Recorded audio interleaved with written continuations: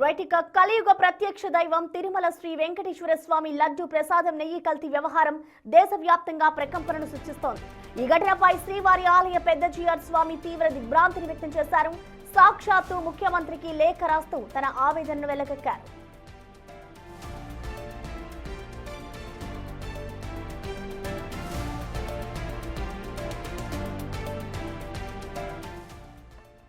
నెయ్యి కల్తీ అని తెలిసినప్పటికీ అదే నెయ్యిని పవిత్రమైన ప్రసాద తయారీలో కొనసాగించడం అనేది భక్తుల నమ్మకాన్ని వమ్ము చేయడమే కాకుండా ధర్మానికి విరుద్ధమైన అత్యంత బాధ్యతారహిత్యమైన చర్య అని జిఆర్ స్వామి తెలిపారు.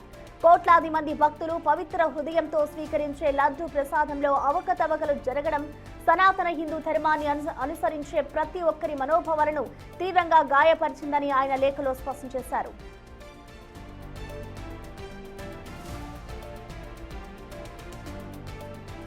భవిష్యత్తులో ఇలాంటి అపచారాలకు ఏమాత్రం తావు లేకుండా పటిష్టమైన వ్యవస్థను ఏర్పాటు చేయాలని సీఎం చంద్రబాబును కోరారు.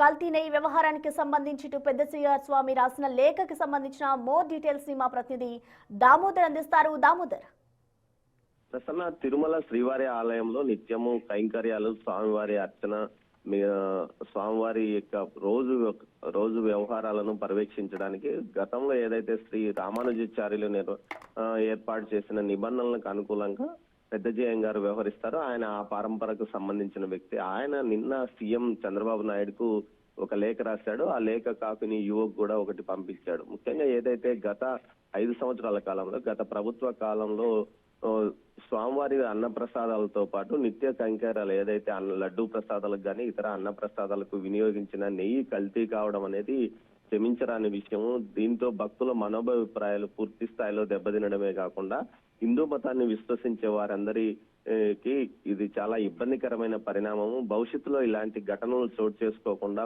పటిష్టమైన వ్యవస్థను ఏర్పాటు చేయాలి.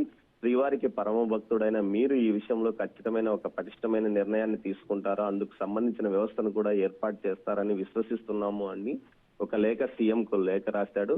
అయితే ఇప్పటి వరకు ఏదైతే బహిరంగంగా పెద్దజీఎం గారి మఠం నుంచి ఇలాంటి లేఖ రావడం ఇదే ప్రథమం అని చెప్పవచ్చు. కల్తీ నెయ్యి వ్యవహారం జరిగి చాలా కాలం అయినప్పటికీ దీనికి సంబంధించి సిట్టు నివేదిక రావడంతో సిబిఐ నివేదిక తనను నివ్వరపరిచిందని, ఈ విధంగా జరుగుతుందని కూడా ఎవరు ఊహించలేదు. కానీ స్వామివారి ప్రసాదాలకు వినియోగించే నెయ్యిని కల్తీ చేయడం అనేది చాలా క్షమించడాన్ని నేరం అంటూ కూడా ఆయన ఈ లేఖలో చెప్పుకొచ్చాడు. మొత్తం మీద భవిష్యత్తులో ఇలాంటివి జరగకుండా పూర్తి స్థాయిలో పటిష్టమైన వ్యవస్థను ఏర్పాటు చేయాలని, అందుకు తగ్గ సమర్థుడు మీరేనంటూ కూడా ఆయన సీఎంకు రాసిన లేఖలో ఉంది. Prasanna, right, thank you Damodar.